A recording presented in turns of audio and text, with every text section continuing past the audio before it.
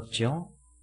그러나 이 시간엔 파리에서 올림픽 하는 경기를 잠깐 보면서 메달 소식이 이렇게 들려져서 그것을 통해서도 엔돌핀이 있고 도파민이 경기하는 선수만큼 제가 스포츠에 관심이 있다 보니까 도파민도 막 발생되고 메달 소식이 너무 이제 우리가 예상했던 것보다도 훨씬 많이 그래서 10개나 금메달 10개 예상은 5개에서 6개였었는데 그래서 10개나 땄고 앞으로도 이제 배드민턴에서 나올 거고 태권도 아직 시작도 안 했는데 태권도에서도 한두 개 정도는 나오지 않을까 이렇게 생각을 해봅니다. 초등학교 시험 문제 이런 문제가 나왔습니다. 올림픽 종목에 대해서 쓰시오. 다른 게임이 있지 않습니까? 육상이라든지 수영이라든지 태권도라든지 어떤 한 아이가 이렇게 답을 썼습니다. 올림픽 종목에는 여러 가지가 있다. 그래서 단순히 맞춰야 되나 틀려야 되나 고민을 했다는 거. 또 이런 문제도 있습니다. 불행한 일이 거듭해서 겹치는 일을 이제 설상가상이잖아요. 그래서 상자에다가 이제 동그라미를 쳐놓고 공통으로 들어가는 단어를 이제 쓰시오 이런 문제가 났는데 한 아이가 이렇게 대답했습니다. 설사가 또 설사 불행한 일이 거듭해서 겹치는 일이죠. 그럴 듯합니다. 우리가 삶을 살아보면 날씨로 인해서도 계속 짜증나는 일이 나고 불편한 일이 나고 그러다 보면 이제 사람들의 관계 속에서도 불편한 모습이 이제 조금이라도 이제 말 한마디라든지 이제 짜증이 나고 그러다 보니까 또 안 좋은 일도 발생을 하는 것을 우리가 보게 됩니다. 지금 뭐 일부나 평화의 대축제라고 하는 올림픽이 열리지만 다른 한 것은 여전히 전쟁이 그치지 않아서 전쟁하고 있는 그런 모습들이 사람들이 살아가는 모습이지 않을까 생각을 해봅니다. 그럼에도 불구하고 우리가 오늘 이 시간도 하나님을 예배할 수 있는 것은 그것이 하나님의 은혜가 우리 삶 가운데 임하고 있음을 깨달아 알기 위함이고 오늘도 그런 하나님께 감사함으로 나아갈 수 있는 귀한 시간 되기를 먼저 주의 이름으로 축복을 드립니다. 오늘 에스겔은 하나님의 선지자입니다. 근데 이 에스겔 선지자는 하나님께서 이스라엘 백성들의 어떤 심판, 이스라엘 나라가 이제 멸망할 것을 에스겔 선지자에게 말씀해 주셨고 실제적으로 이스라엘 나라가 멸망하는 것을 직접 목도하고 체험하고 또 그것에 인해서 안타까워하는 그런 선지자 중에 한 명이기도 합니다. 그래서 이 에스겔 선지자는 하나님의 심판에 대한 환상을 보고 또 그 말씀을 가지고 백성들에게 권면하고 경고하고 또 하나님의 파수꾼의 역할을 잘 감당했던 선지자이기도 합니다.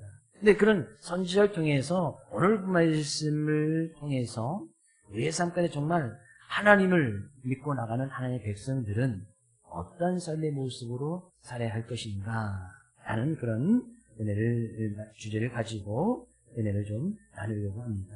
22절 말씀 가서 보니까요. 그러므로 너는 이스라엘 족속에게 이르기를 주여께서 이같이 말씀하시기를 이스라엘 족속아 내가 이렇게 행함은 너희를 위함이 아니요 너희가 들어간 그 여러 나라에서 더럽힌 나의 거룩한 이름을 위함이라.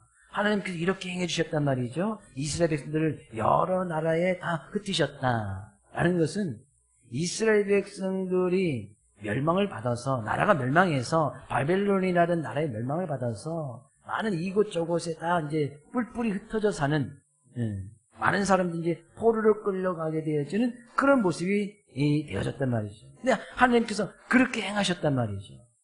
근데 우리가 이사야서나 예레미야서, 에스겔서의 말씀을 보면 선지자 중에도 선지자 책 중에도 상당히 긴 부분을 기록을 하고 있습니다. 근데 동일하게 이사야서나 예레미야나 에스겔은 하나님의 어떤 심판의 경고의 메시지가 아주 장황하게 이야기를 하고 있단 말이죠. 에스겔도 상당히 길게 하나님께서 앞부분에서 하나님께서 경고의 말씀을 주셨습니다. 에스겔 선지를 통해서 너희들 하나님께 멸망받는다, 심판받는다라는 경고의 메시지를 하나님께서 앞부분에도 분명히 말씀해 주셨단 말이죠. 근데 그들이 그 경고의 말씀을 듣지 않습니다. 그래서 하나님께서 여러 나라에 이스라엘 백성들을 흩어버리셨다. 포로 생활까지 다 끌려가게끔 하시고 나라가 멸망만큼 하셨다는 얘기예요. 근데 하나님께서 그렇게 행하신 이유가 무엇인가?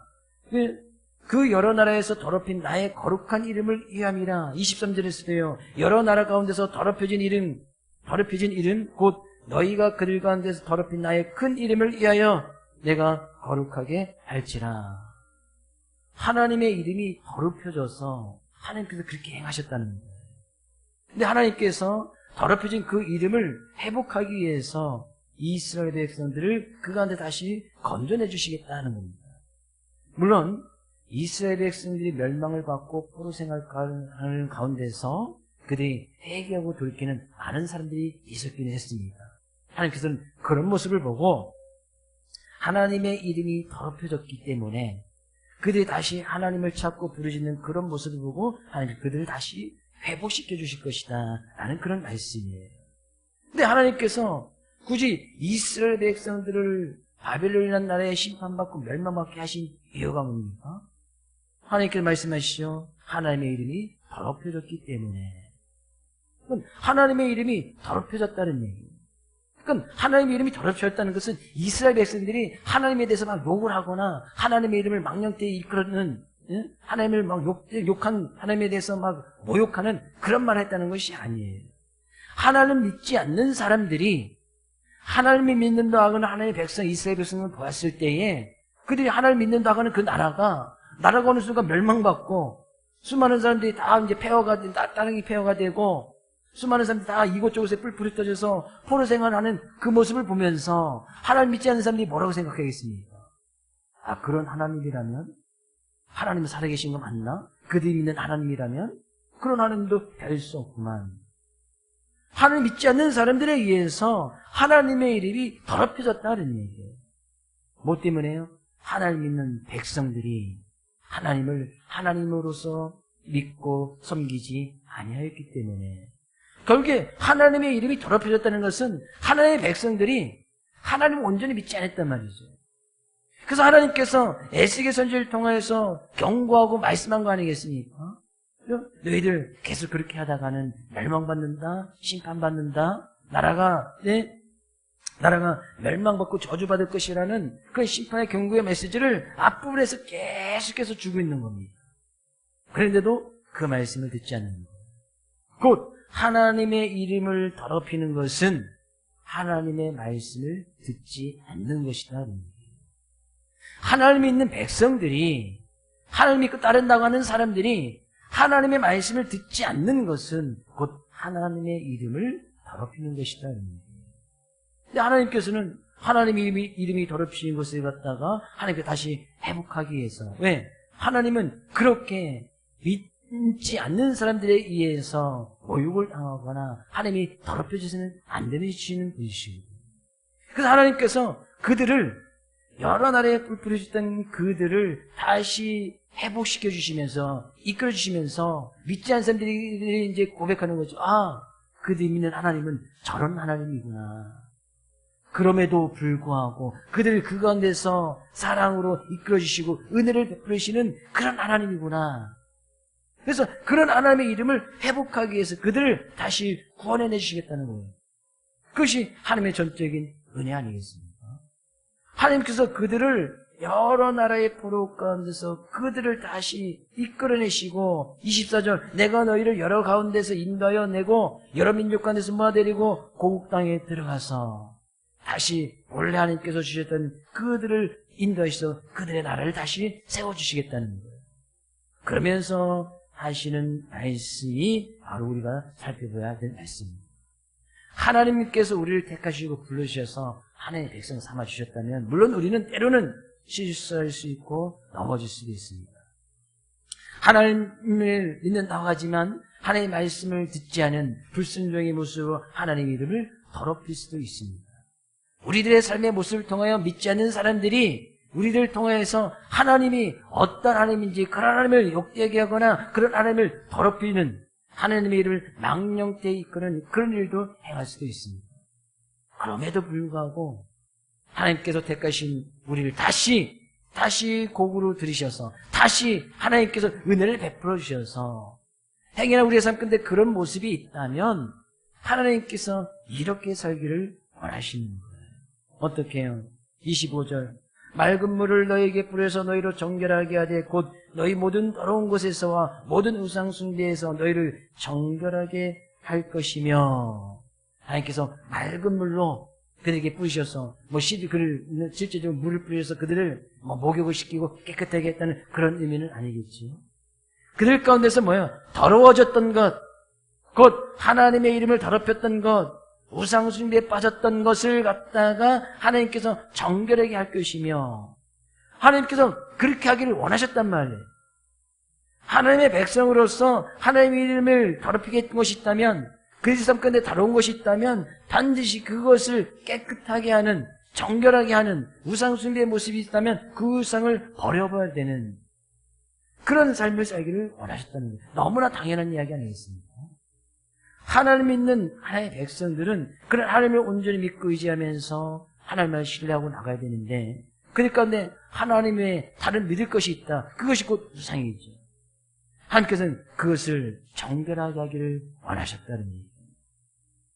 행여는 우리의 삶 가운데서 하나님 외에 다른 것이 있다면, 하나님만을 온전히 믿고 의지하여야 됨에도 불구하고 하나님의 다른 것을 믿고 다른 것이 있다면 그것이 곧 우상 숭배다 그럽니다. 하나님께서는 그것을 정결하게 하기를 원하신다는 거예요. 근데 그 정결하게 하는 모습을 26절에서는 이렇게 표현하고 있습니다. 또 새 영을 너희 속에 두고 새 마음을 너희에게 주되 너희 육신에서 굳은 마음을 제거하고 부드러운 마음을 줄 것이며, 행여는 너희 마음속에 굳은 마음이 있다면 부드러운 마음을 갖기를 원한다. 그러니까 굳은 마음은 다른 동일한 이 성경 속에서 원어적으로 이제 하자크라는 단어를 쓰고 있는데, 이 하자크라는 단어 속에서는 여러분 이제 완악한 마음, 강팍한 마음, 완고한 마음, 이런 단어를 쓸 때 동일한 단어를 쓰고 있습니다. 그럼 그들에게 굳은 마음이 있었다는 것은 완악하다, 완고하다는 것은 꽁꽁 묶여 있다, 고집을 피운다, 자기 뜻을 굽히지 않고 주장한다.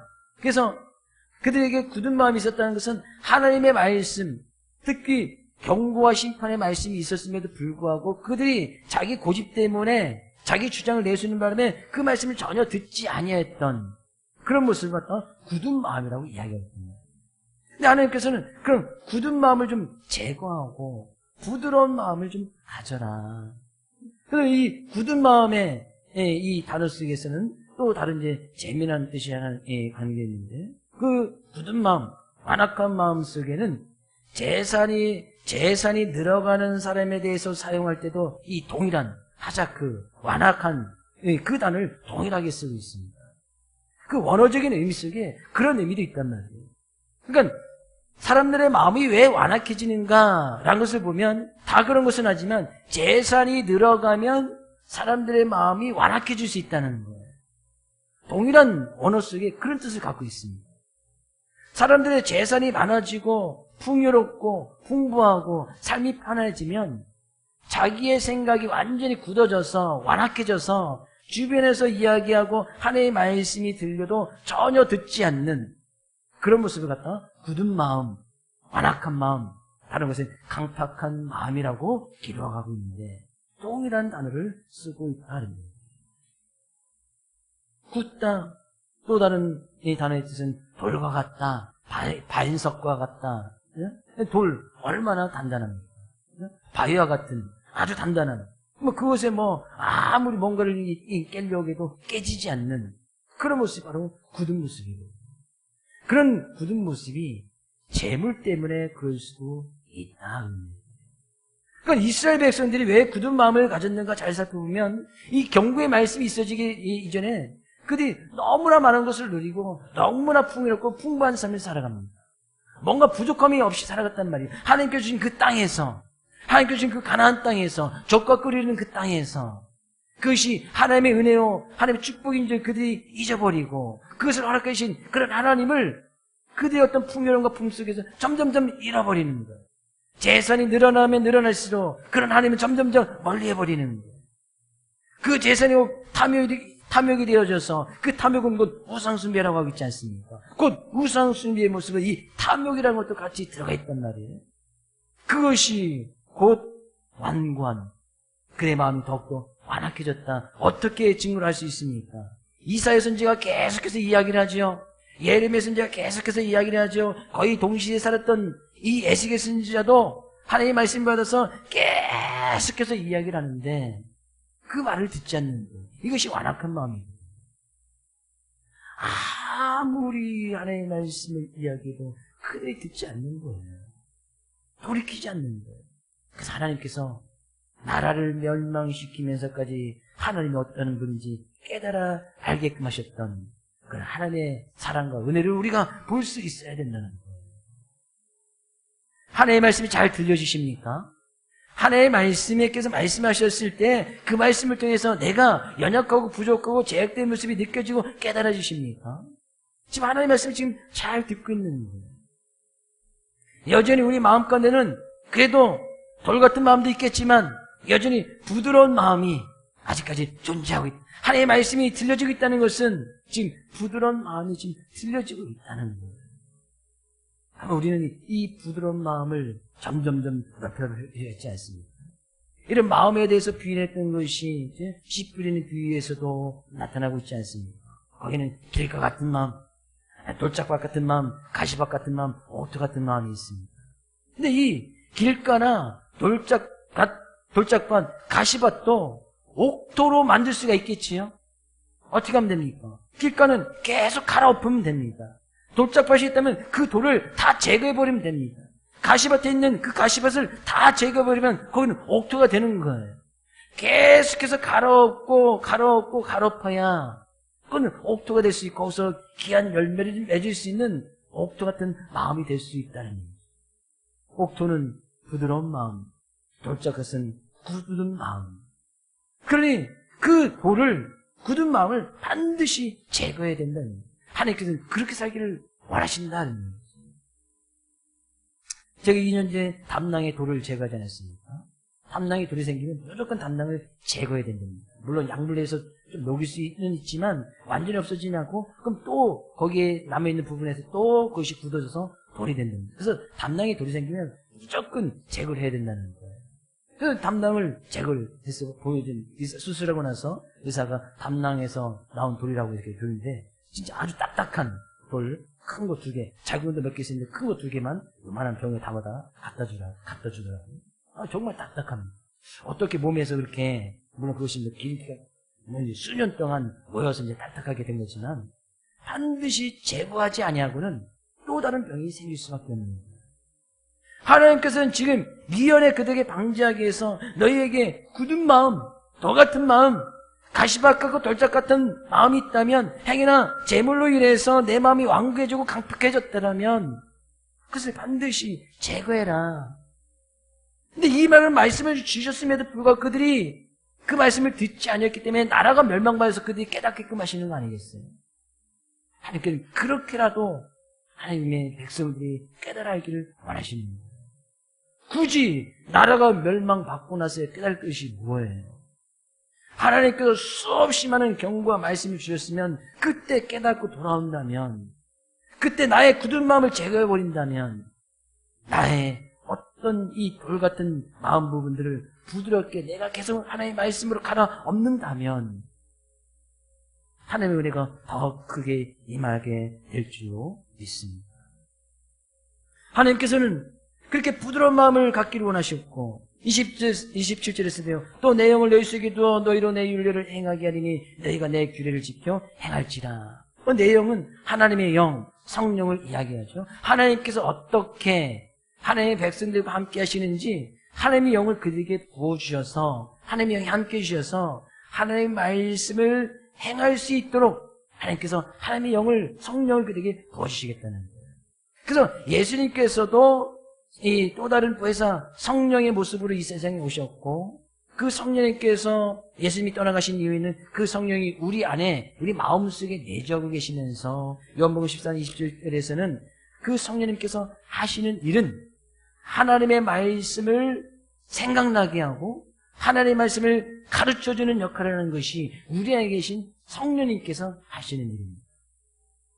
근데 우리가 살면서 살아갈 때 우리 안에 계신 성령님께서는 늘 하나님의 말씀을 생각나게 해주신단 말이죠. 그래서 어떤 생각을 할 때든지 어떤 판단을 내릴 때든지 어떤 일을 행할 때든지 그 하나님의 말씀을 가르쳐 주시고 생각나셔서 그 말씀대로 살아가도록 도와주시는 분이 바로 우리 안에 계신 성령님이시다.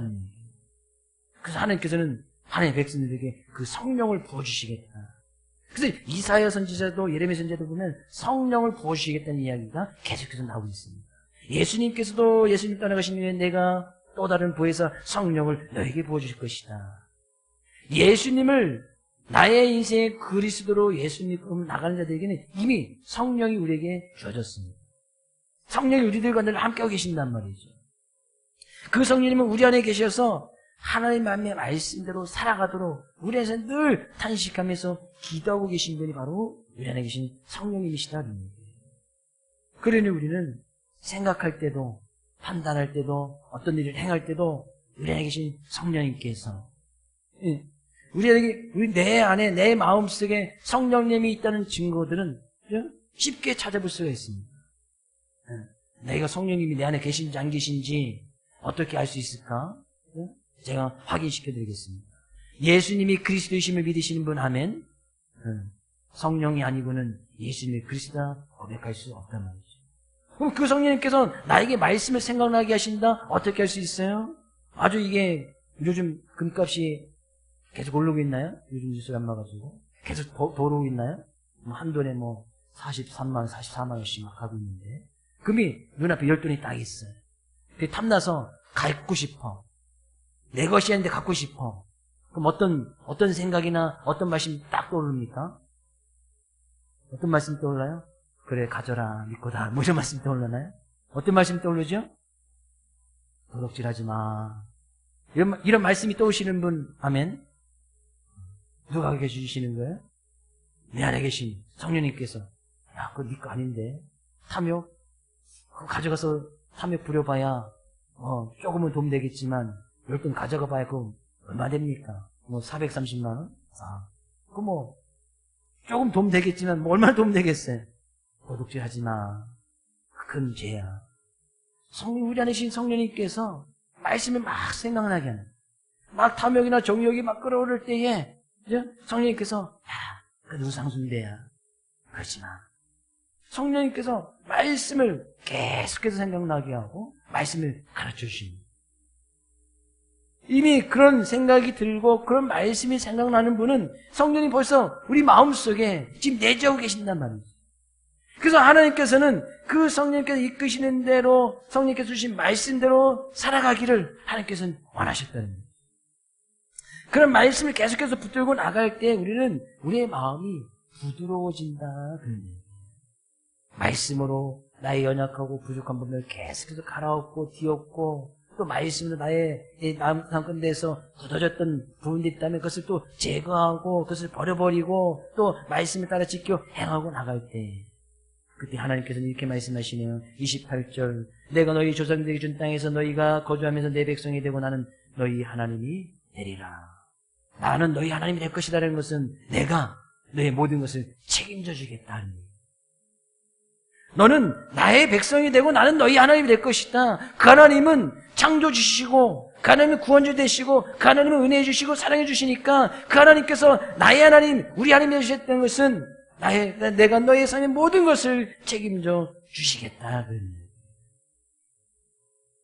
하나님께서 책임져 주시지 어떻게 해요? 29절 내가 너희를 모든 더러운 데에서 구원하고 곡식의 풍성하게 하여 기근이 너에게 닥치지 아니하게 할 것이며 또 나무의 열매와 밭의 소산을 풍성하게 하여 너희가 다시는 기근의 욕을 여러 나라에게 당하지 않게 하리니 하나님께서 책임져 주시는데 어떻게 해요? 하나님께서 너희를 더러운 데서 구원할 뿐 아니라 곡식을 풍성하게 하고 기근을 당하지 아니하게 하고 밭의 소산을 풍성하게 해주실 것이다.